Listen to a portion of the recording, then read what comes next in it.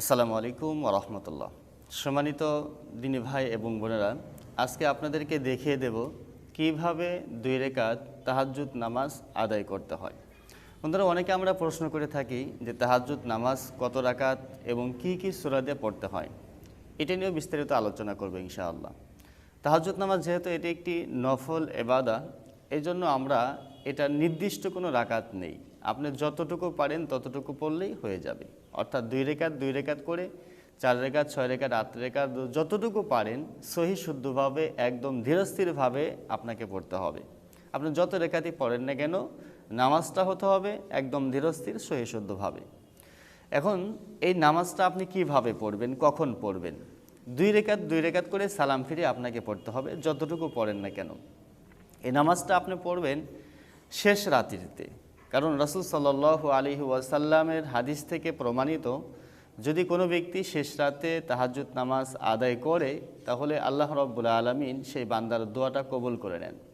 অর্থাৎ গভীর রাত্রে আল্লাহ তাআলা বান্দার নিকটে আসেন, এসে বান্দাকে বলেন, তোমরা আমার কাছে চাও, আমি আল্লাহ তোমাদের গুনাহ মাফ করে দেব।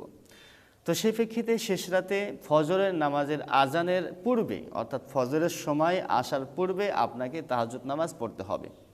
যদি এমনটি হয় যে আপনি শেষ রাতে জাগ্রত হতে পারবেন না, শেষ রাতে উঠতে আপনি কষ্ট হয়ে যাবে বা ঘুম থেকে আপনার জাগ্রত হওয়া সম্ভব নয়, সেক্ষেত্রে আপনি ঈশার নামাজ পড়ে বিতের নামাজ আদায় করে আপনি তাহাজ্জুদ নামাজটা পড়ে নিতে পারেন, সেটা হয়ে যাবে।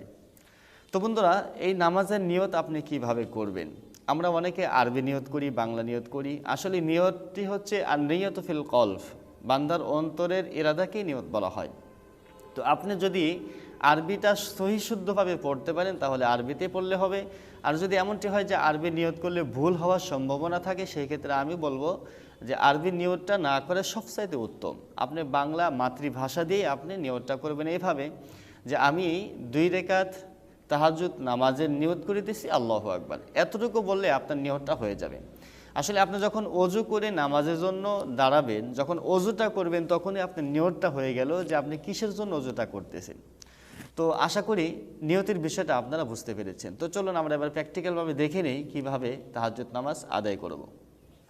তো সম্মানিত দিনী ভাই এবং বোনেরা, আমরা যদি জায়নামাজ হাতের নাগালে পেয়ে যাই, জায়নামাজটি নিয়ে আমরা নামাজে দাঁড়িয়ে যাব।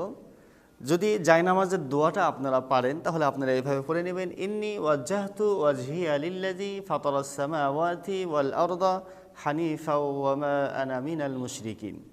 জায়নামাজের দোয়া যদি আপনাদের জানা থাকে পড়ে নেবেন, আর যদি না জানা থাকে না পড়লেও কোনো সমস্যা নেই, এটা নামাজের কোনো